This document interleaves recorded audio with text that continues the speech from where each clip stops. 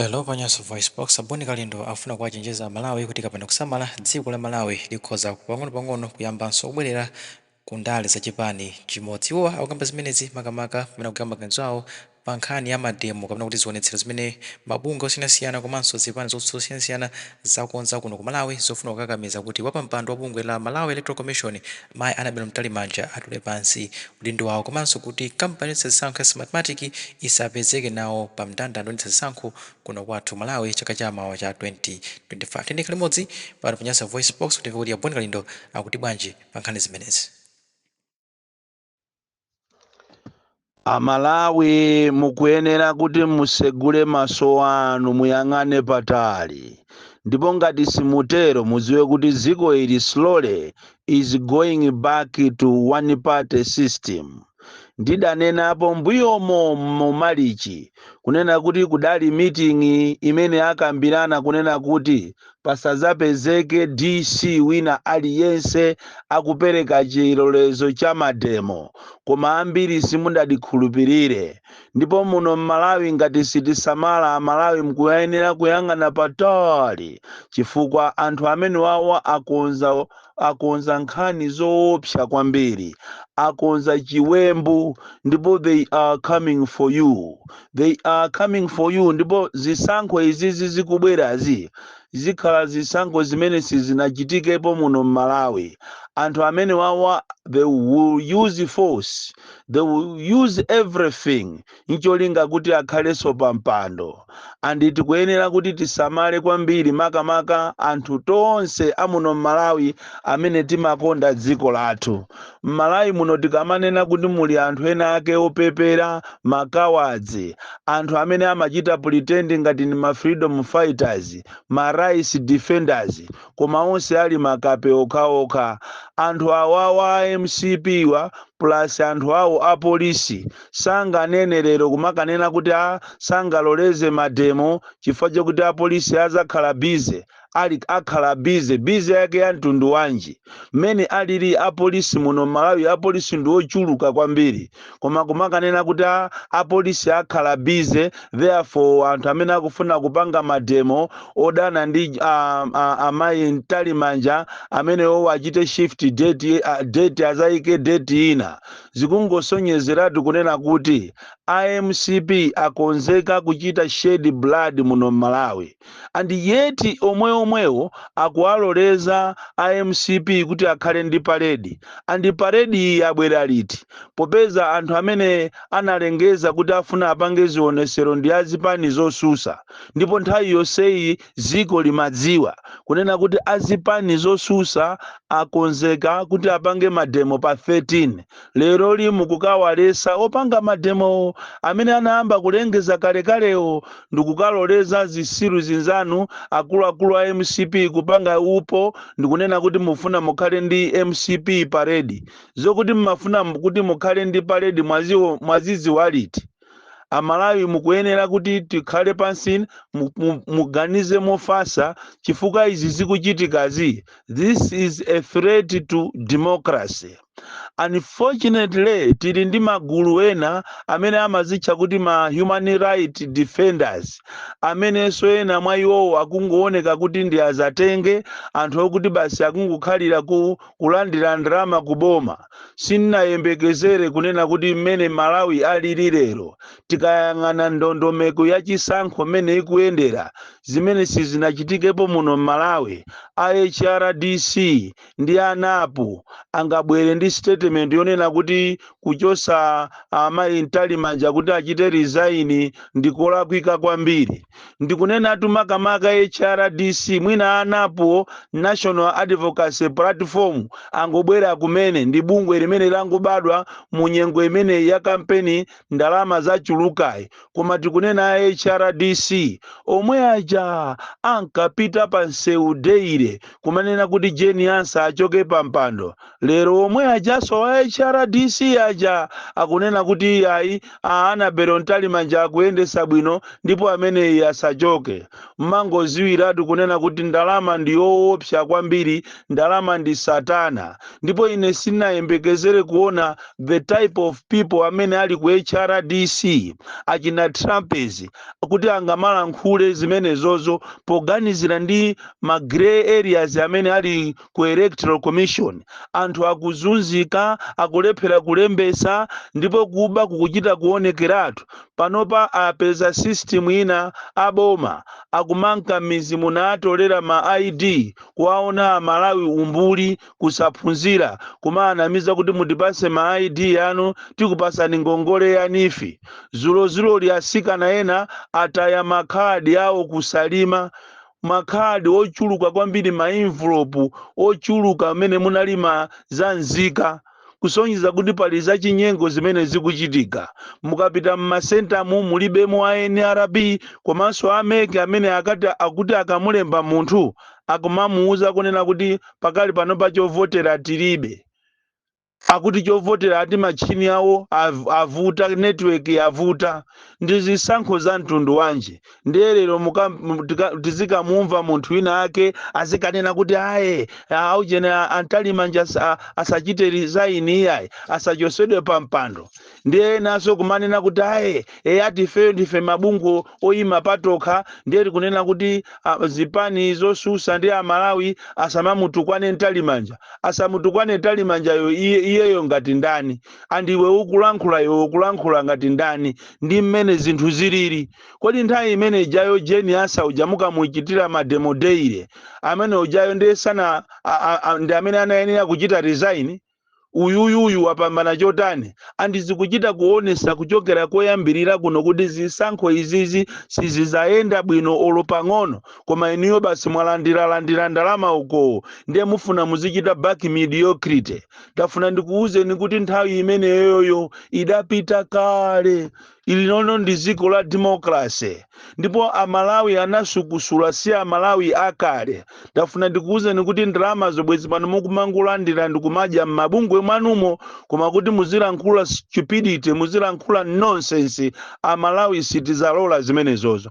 Ndikupempheni inuyo zipani zosusa kuti nthawi yakwana yokuti mupite ku khoti mukapange zinthu ziwiri. Number 1 mukatenge injunction ndi cholinga kuti anthu mademo apitirire. Number 2 mukatengeso injunction yolesa bungwe limene lili kuti lisiye kalembera amene iyi chifukwa akupanga za chinyengo, komanso ndiye kuti apanga contempt of court. These are clear signs yoonesa kunena kuti zija ankanena chakwera nthawi ina kuti afuna zachite shed blood. Amatanthauza nthawi yake iyi, iye ide alirede kuchita shed blood. Ndiye kuti muno atiphe Amalawi tonse asalemo yekha ndi mkazache ndi anache m'Malawi munomu ndi nduna zache, than kuti azipanga ma program ofuna kupha democracy. Ife sitingalole zangati zimenezozo. Andisoka ilo tili ndi azibusa, tili ni mabishopu amene kale lija ankalankhula, tili ni mabungwe kwa religious organization park imene ikungokhala ndikumayang'anira zinthu zopusa zikuchitika muno m'Malawi. Mukamva kunena kuti madera ena kuli nkhondo mwachisanzo ku Mozambiki, zidayamba ngati chonchi, uchisiru wangati umene kumangoyang'anira zinthu chifukwa chokuti mwalandira ndalama. Ndipo ndi madabwa nanu iniyo anthu opemphera akuno ku Malawi kunena kuti kodi kupemphera kwanu mmampempherera ndani? Chalichi chanu kuti chikhale chalichi chimafuna anthu amene akhale amtendere, anthu a decent, anthu okudya bwino, anthu okhala mu environment yabwino, ma business komanso ntchito zabwino. Ndiye chimene iniyo mukuchiona kuti chikuyenda m'Malawi muno mboma ilili ndi chani? Andi mbuyo muja mbuyo maboma ena ambuyo muja, why were you so vocal? Tikunena tu inu mabishop, zinthu zina zikuonongeka muno m'Malawi chifukwa cha anthu opemphera. Mwatayirira kwambiri, mukusekerera kwambiri mediocrity, mukusekerera kwambiri president amene akupanga zopusa. lero mukukalolera kunena kuti inuyo aboma apolisi a DC Lilongwe mukukalolera kunena kuti IMCP akapange paredi. Kodi pamene IMCP akupanga paredi komanso anthu amene anapempha kalekale za mademo akakakumana pa nsewu chiti chikachitike ndi chani? Ndi uchisiru umene mukupangawo, koma lilipo siku limene muzasiye za chibwana zangati zimenezozo. Komanso inu anthu opemphera, ngati mukuona ngati kupemphera kusimukwanisa, kunali bwinonso muchite resign. Bishop Tunzanu wa ku England wachita resign kumene koko, ku England ko wachita resign chifukwa cha nkhani chabe ya okuti anapanga siye, anapanga ni munthu ina kuzunza ana. Koma tikunena panopa ise breaking news ku UK kunena kuti bishop otchuka kwambiri wasiya udindo wache chifukwa chokuti pali munthu wina otchedwa Smith amazunza ana kuchokera 2013 kuzafika 2024 panopa kuzunza ana akatolika opemphera nawo limodzi kumapanga abuse. Iniyonso nthawi yakwana kuti muchite resign. Kuno ku Malawi kuli mavuto ambiri, even including zipatala zanu za katolika. Tapita ni kumwalandiridwa uko kumangochi mukaone mene anthu akuzunzikira kumwalandiridwa. Tikamapita kuntaja kapena tikamapita kunamwera mukaone mene anthu akuzunzikira pa chipatala chimene cha anthu ogwira ntchito. Munthu kukumana ndi galimoto yako amwalandiridwa, ogwira ntchito pombo kukumana nayo mwina kuzomba samaloledwa kukwera. Maliro kuchitika pa chipatalapo stafu saloledwa kunyamulidwa. Winalese kupeza mavuto olwaza ndalama masisteri akumene kwa kumapangisa katapira kuti munthu yo amungongoze ndalama kumungongoza 200 kuzabweza 400. Undu utenga muti muutenge inuyo a Bishop Sitima akumangochi diocese kunena kuti chipatala chanu chako mwalandiridwa anthu akuzunzika kwambiri. Soka ilo mukaitanidwa kuti mukamve nkhawa za anthu amene akudandaula kumeneko mmangofika kukakumana ndi masisteri aku Zambiawo ndikuwashauta anthuwo inu ndikumapita without listening kuti kodi anthu anu akudandaula chani. Ndafuna ndikuziwiseni iniyo akulu akatolika kuti muthamangire ku chipatala chako mwalandiridwa kumangochi kumene kukuposa chedwa pompano you are sitting on a time bomb. Kuchitika zinthu zoopsa kumene kuku anthu azakhapa nako, ndipo masisteri amene waku Zambiawo akumatenga katundu wa ku Italy ndikumakasiya kwawo kuchipata. Izizi ndiye muziziwe. Koma Bishop Sitima mwaitanidwa kangapo koma kumene koko you are not going there to resolve the issues. Anthu akuzunzika muno Malawi ndena ndinu mwangokhala kumayang'aniranso mediocrity ikuchitika. Ife mabishopu amene tiaziwa ife akatolika amayima pa chilungamo ndikumazuzula zinthu zonyasa, kuzuzula zoyipa zimene zikuchitika muziko. Koma tikudabwa ndi ulamuliro uwu tonse amene maorgans wonse ma department kaya machalichi chani watola nkhani tonse tinagudwagudwa. Every department is captured. Atola nkhani amene tikuwaziwa ife kuti amayima pa chilungamo ndikumafusa ndikumachita promote democracy kulibe. Omenyera maufulu amene tikadalira ife kuti nthawi imene ijayo ankapita pa nsewu ndi kulibe. Abire Mayaya ali kuti, Asembereka ali kuti, a Gift Trumpets ndi awakumapereka ma statement osamvekawa. Umangoziwa kunena kuti Satana anayendadi wapansi kuchokera kunsanje kukafika kuchitipa ndikuoloka ndikumapita maiko ena kumene kusana musamale. Koma kunokokha kuno ku Malawi kuli Satana woopsa, ndipo Malawi munomo siku lina izakhala ngati mbiri kuti otuza analipo koma ife kusamva kwathu.